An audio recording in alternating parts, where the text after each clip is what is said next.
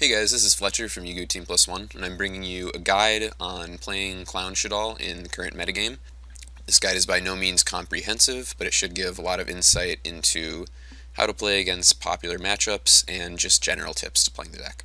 So we're going to start off with what I consider to be the absolutely mandatory cards in the Shaddoll Clown deck currently, as well as some options that you can use to fill in the rest of the deck. Some of these cards that I have in here are less important than others, but I would not play the deck without any of these given my current mindset, which is subject to change, but this is currently how I feel about it. So you'll recognize pretty much all of these cards from the deck profile that I did last week.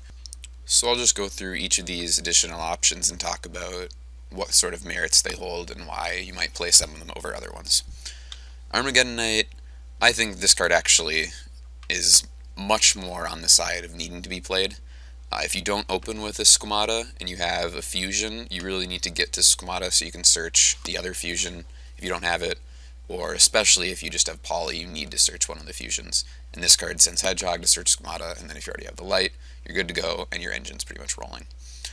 Effect Veiler, I don't think is very strong right now, but it's still playable. It's good in the fact that it's versatile because you can also use it as a light for fusions, in addition to being somewhat of a trap in your hand, but I don't think it's worth playing overall.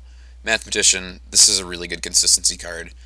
It acts as Armageddon Knight without being searchable, in addition to drawing you a card when it's destroyed, and it can also send clowns, which is very useful.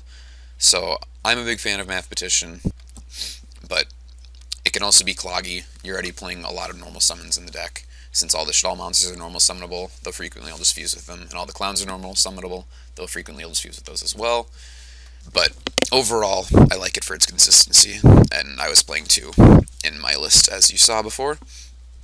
Maxi, this card is solid, but like I talked about in my previous video, it's not great in Shaddolls since you can't guarantee that you won't get OTK'd after using it anyway, and so a lot of decks can just play through it and win. It's also really only good if you have an established board, because that forces your opponent to continue special summoning in order to deal with your board. Otherwise, it's just sort of weak. Because if you're going second with Maxi and they just start playing and then you Maxi them, there's really no penalty to them for just stopping most of the time, as long as you're not just going to win, which you usually can't, but, occasionally you will. Raiden, I can't say much about this card. I've never actually played it in Shaddolls, but it just seems very luck-based, and I don't really want to try to deal with that. It also encourages you to play Synchro monsters in your extra deck, and I just don't see the room for that. Shaddoll Beast, this card can be bad if you don't have a fusion, or especially if you just have multiples in your hand. It's not very good unless you're playing in the mirror match. So I think that I would like to side the third one of these, just specifically for the mirror, where it's most needed. Dragon is good for rogue matchups, basically anything that's not Shaddoll or Necros, you would like to have the second dragon, which is why I sided it. But it's possible to main, and at a regional level, depending on what you think people are playing, it might be a good idea to main this. And then the second Falco, I would definitely main the second one of these if you're not maining the dragon. I think it's good to keep your Shaddoll count around 10-ish. I was playing 10 at the regional that I went to, and I think that just sort of works pretty well for a ratio. Book of Moon, I cut this at the last moment before the regional. It's a good card, but it isn't a combo piece, and it's sort of lackluster as removal. It can force some of your effects through, and that can be very relevant, but I just didn't feel like the card did enough to play it over something else like an engine piece, which is basically what I ended up doing. Breakthrough Skill is definitely a very, very good card. It's sort of comparable to Rigeki in the fact that it deals with monsters your opponent has, but it does it twice, and it also acts as interruption, since it's a trap, of course, so you can do something on your opponent's turn with it, which is very helpful, and then it also counts as stopping Floodgate monsters, which is really the only thing you need to Rigeki at any point anyway. I really don't like Rigeki in this deck, because your monsters are so strong that you can use them for your removal. It's just superfluous to have a spell where its only purpose is that. It's the same reason why I don't like MST in this deck, basically. It's serving a purpose that your other cards can serve while also winning the game using those cards. So I like this card a lot. Core, the second one, I don't really know for sure if this is good. I think it's worth trying out. It's just very bad to see in your opening hand most of the time, but it's really good to have them in your deck. Torrential, This is sort of comparable to Regeki, but it also lets you interact on your opponent's turn, of course, because it's a trap, and that's pretty relevant. So it's worth trying this card, but again, it's not an engine card, and you want to try to minimize those so that you can make as many plays as possible instead of just stopping your opponent from making plays, which is just generally worse. Vanities, this card is probably more worth considering than Torrential for a card that takes away from your opponent because it has the potential to win a game. You know, it's a floodgate. Everybody knows how that works with Vanities, but again, it's not an engine card, which makes it a little questionable. And then I have Diamond Crab King in here because he might be worth a slot in here over something else. But again, like I've talked about, the extra deck is very tight. But if you're not playing this card in your extra deck, you definitely need to be siding it currently because Tower's Turbo does still exist. And then I have this Scepter in here because I haven't played with it very much, but the Seraph version of this deck might actually be, I don't know if superior or not to the just regular Clown version, but it's certainly worth trying out, I think, and I don't feel it like I've given it enough a chance. So I wanted to make sure that people were thinking about that still. You can do all sorts of crazy things with this now that Norden is out, because you can open Mathematician even with Instant Fusion and a chair, and just go Math, dump, stick, Instant Fusion, out Norden to bring back the stick and special chair from your hand and get the draw. Instant Fusion just makes the Seraphs more consistent, and they're just very strong cards when they work. It's such an incredible power play when you pull off Seraphs. But I think that even if you are playing Seraphs, it's definitely still necessary to play at least some clowns, at least one trick clown, because it gives you the option of sending it from deck for a rank 4 play, and probably at least one damage juggler and at least one hat tricker. Though hat tricker I'm much less sure about. It might be better to play just like 2 trick clowns and a damage juggler. I don't know. I think it's worth playing around. So now that we're done going through this sort of shell for the deck, I think it's a good idea to go through just general tips for playing it. So first off, whenever you're sending a Hedgehog to the graveyard off of any card effect, it's almost always correct to search Squamata if you don't already have one. There are several reasons for this. First off, it gives you the most options possible in the future because you can send any Shaddoll instead of just one, which would be the case if you searched any individual Shaddoll that's not Squamata. Second, it lets you search a fusion spell using Core when you make Construct. And third, it's a level 4, which opens up rank 4 plays, and you do frequently use your normal summon to make rank 4s, and if you don't already have a clown, it's very useful to have the Shaddoll monster to do that, especially since they're spellcasters, which lets you go into Trapeze Magician, making OTKing very easy most of the time. Another tip, if you don't already have both fusion spells, and this is much more so the case with El Shaddoll Fusion, you almost always want to search the other one with your first construct. El Shaddoll is extremely important in basically every matchup for this deck. In general, that's because it's an engine card that lets you interact on your opponent's turn. Just as an example of some things you can do, you can chain El Shaddoll into Winda whenever your opponent activates an effect that special summons, and it basically ends their turn since they can no longer do any other special summoning, which is how most decks do anything these days. You can make Construct during your opponent's end phase, since Construct is a +1, in addition to being able to send Dragon to remove their back row without them being able to chain it, basically for free. And you can also use it to dodge removal, like their trap cards or Castell during their turn even, which just annihilates most lower level back row decks that just don't have as big of engines as Shaddolls. And then Shaddoll Fusion you won't be searching as much unless of course they have an extra deck monster. It's not very important to have Shaddoll Fusion unless your opponent already has the extra deck monster, unless you just have an insanely monster heavy hand and you've already used El Shaddoll, but that does not come up very much. So next thing, deciding what you want to use Rhoda for when you draw it. It's pretty basic. You can just kind of look at your hand and see what options you have. If you don't have a fusion spell, then you almost always want to be searching Blazeman, of course, since getting a fusion spell is very important, especially if you have a light monster plus Squamata, so you can go into the Construct and get your other fusion spell. That's basically prioritized over doing anything else. But if you already have the fusion spell, it's unlikely you're going to be searching Blazeman. So then you want to see if you already have a light monster with your fusion spell, and if you don't have a light monster, you almost always want to search Thrasher, since making Construct is pretty much always better than anything else, unless you know what your opponent's playing, and then sometimes something else might be better. It's also potentially better, even than searching Blazeman when you don't have a fusion spell, to make a Tsukuyomi with Thrasher if you have a light clown as well in your hand. This is because when you use Tsukuyomi's effect, you get to see at least 2 more cards from your deck, and so the chances of seeing a fusion there is pretty high, though this also risks, if you don't know what you're playing against yet, it risks the Shaddoll matchup, in which case making Tsukiyomi is very bad, since they can have Shaddoll fusion and punish you heavily for that. But it's something to consider always.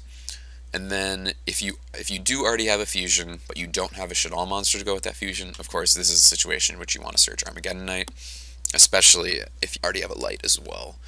As, like I've said, Construct is very important. So the next thing that I want to go over is how to use some of your power cards. And the power cards that I'm referring to are pretty much instant fusions and BLS. And these cards should not really just be summoned whenever just to like deal with something. If you can, you would always rather deal with what they have on board using Construct or just attacks from monsters or rank 4 without instant fusion, as these cards are extremely powerful one-card plays, and you want to save them for either pushing through something your opponent does or for just OTKing them pretty much. And they also deal with pretty much every floodgate your opponent could put up. So that's something important to keep in mind. And now I'll go through some common side deck cards that you might have to deal with. Alright, so this is just supposed to be an example showing a bunch of potential side deck options that people will be using against you. Most decks will be utilizing floodgates to try to beat you, since Shaddolls are a bigger deck than every single deck, I think, other than Necros. They really just need to rely on floodgates, which is very difficult to do because Shaddolls are very good at outing floodgates in different ways. So I'm going to start with what I consider to be the most devastating floodgate, and probably the best way to combat Shaddolls, and that is Retaliating Sea. So you really need to fuse with this deck to do things most of the time, and this card is absolutely devastating, almost always. And you can think about playing around it, but that usually consists of just not fusioning, and most of the time you can't afford to not fusion and still have a chance at winning the game. Though rank 4 plays can occasionally be consistent, you usually just have to play and hope they don't have this card, which kind of sucks. But that's why I think it's probably worth considering siding into either Mind Crush or Debunk with Shaddolls, with Debunk probably being the better option against most decks like the Mirror Match or Necros. Next card, Maxi. This usually doesn't hurt you too much, as it's not too hard to just stop with the Shaddoll deck, unless your opponent has a large board, or if they're playing Necros, pretty much. If they're playing Necros, when you stop, that usually means they can Trish you, and that hurts a lot.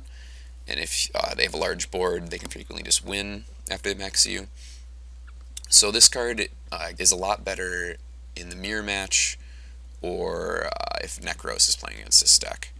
And that's something that you need to keep in mind. Also, keep in mind that sometimes you can just play through this card and just win.